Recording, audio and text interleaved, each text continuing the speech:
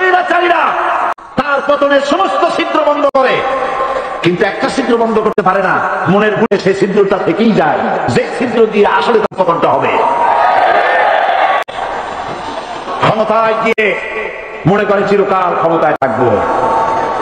ভারতের প্রধানমন্ত্রী পণ্ডিত জওয়াহরলাল নেহরু রাঁচি পাগলাগারদে গিয়েছেন, মেন্টাল হসপিটাল। তারপরে নেহরুকে দেখে আশ্চর্য হয়ে গেছে, এত সুন্দর মানুষ, মাথায় খিস্তি টুপি, গায়ে শেরওয়ানি, মুসলমানি ড্রেসই আলাদা।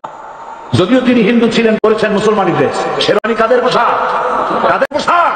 হাতে ছড়ি নিয়ে হাঁটা স্টাইল করে, সুন্দর পাজামা, সুন্দর টুপি, সুন্দর সাজসজ্জা করে, মুসলমানদের ড্রেস। এই ড্রেস পরে তিনি গিয়েছেন, সবসময় যে ড্রেস তিনি করতেন। আপনারা জিজ্ঞেস করছে, তুমি কে গো? উনি বলছেন, আমার চেনো নাই, আমি ভারতের প্রধানমন্ত্রী পণ্ডিত জওয়াহরলাল নেহরু। পাগলেরা বলছে, ও সেই কথা। আমরাও যখন এই হসপিটালে আসছিলাম, এই তোমার মতো লম্বা লম্বা কথা আমরাও বলছি। থাকো আমাদের সাথে কিছুদিন, তোমার মাথাও ঠান্ডা হয়ে যাবে। ক্ষমতায় যারা থাকে, ক্ষমতার মোহে চতুর্দিকে অন্ধকার দেখে, মনে করে আমার পতন আর হবে না। কিন্তু তোমাকে বধি বেঁধে গোকুলে বাড়িছে সে।